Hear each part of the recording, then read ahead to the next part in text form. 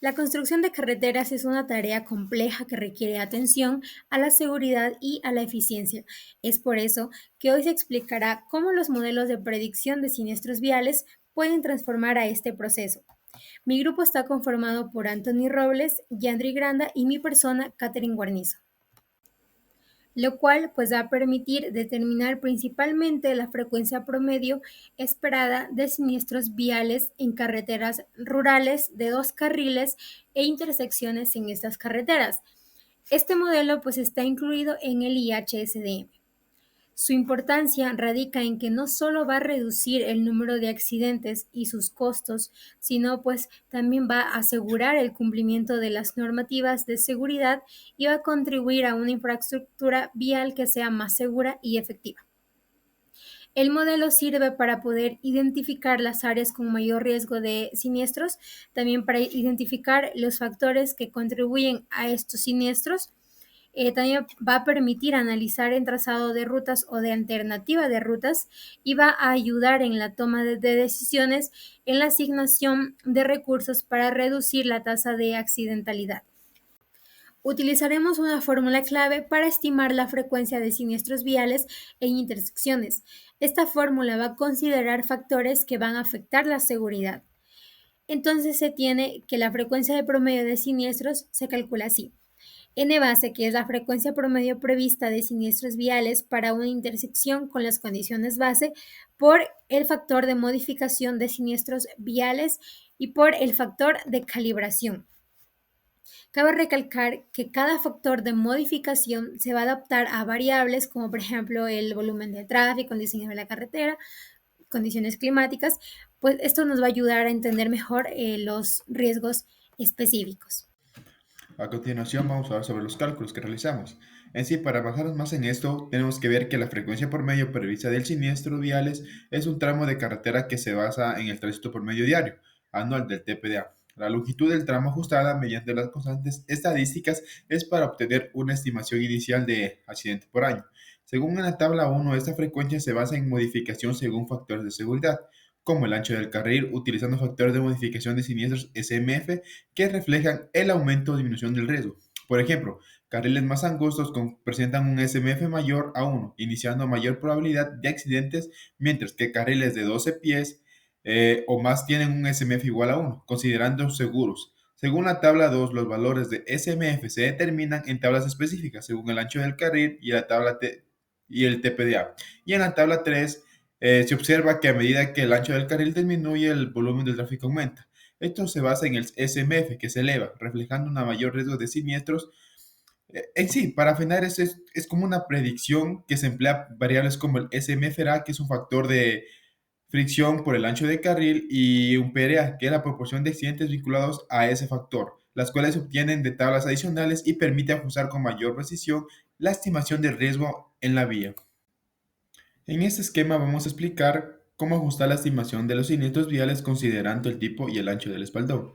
La fórmula combina dos factores, una por el ancho del espaldón y otra por el tipo de material ajustado, con la proporción de accidentes asociados a, digamos, según la tabla 2, los espaldones angostos como de 0 a 2 pies aumentan el riesgo de accidentes del CBFM, que es igual a mayor a 1, mientras que el espaldón más ancho de 6 a 8 pies reduce el SMF menor a 1. Además, en ciertos rangos del TPDA se aplican fórmulas para un cálculo más preciso. Como observamos en la tabla 3, muestra que los espaldones de pavimento son los más seguros, ya que el CMF es igual a 1, mientras que los de césped o compuestos presentan un riesgo ligeramente mayor, especialmente cuando el espaldón es más ancho. Este ajuste permite una estimación más realista del riesgo en función de las condiciones del espaldón.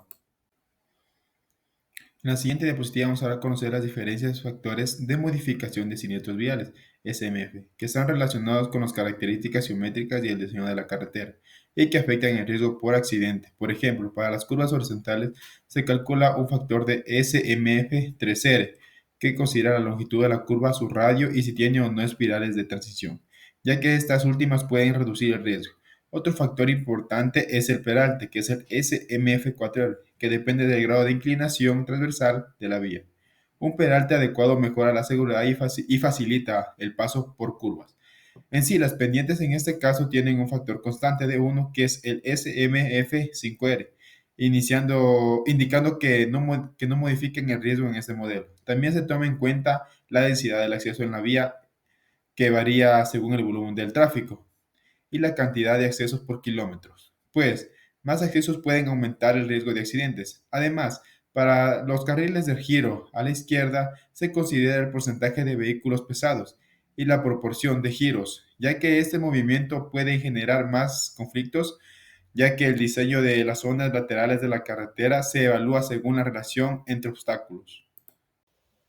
Continuando con la revisión de los resultados y ejemplos adicionales, como primero podemos tener un ejemplo básico, en donde si bien sacamos el NSPF por primera vez, que nos daría un promedio de 6 siniestros por año, también tenemos que sacar los demás factores.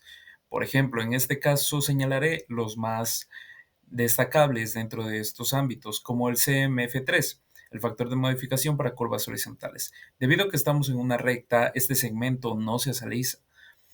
También, de la misma manera, tenemos el CMF4, que es para peraltes. Al ser un tramo recto, el peralte no se modifica de acuerdo al número de siniestros. Y asimismo para el CMF7, dado que no contenemos en nuestra vía una banda sonora. Si bien dentro de nuestro tramo también hemos utilizado el CMF9, en donde no se poseen carriles de giro a la izquierda, y asimismo el CMF11, en donde los factores de iluminación no se aplican, ya que es una carrera de tipo 3. Por lo cual, dados los cálculos y resultados, hemos obtenido que el número de siniestros llegarían a 9 por año y siniestros fatales con lesiones llegarían a ser 3 por año en promediado, y siniestros por daños materiales serían un estimado de 6 siniestros por año. Para calcular también dentro de las curvas horizontales hemos tomado un ejemplo y hemos tenido los factores previamente mencionados. Como primero tenemos un NSPTFR de un siniestro por año, y asimismo destacaré los más relevantes como la densidad de accesorios. En este caso lo ponemos en uno por la cantidad más baja. Asimismo el CMF8, el CMF7 y el CMF9, que no constan con carriles de banda sonora por ser curvas. Los carriles también no son de adelantamiento por ser curvas y no pueden haber giros dentro de las mismas curvas. Asimismo, de la iluminación y el sistema de control de velocidades no contamos con estos datos.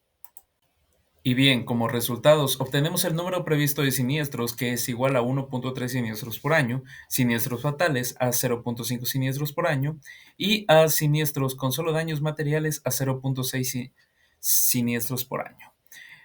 Podemos observar que el número de siniestros es un poco más alto a otras curvas, dado que esta curva es más cerrada, en donde la reducción de velocidad se notará de mayor manera, por lo cual estimamos un número más alto de siniestros. Sin embargo, este número no es exacto, solo es un factor de probabilidad.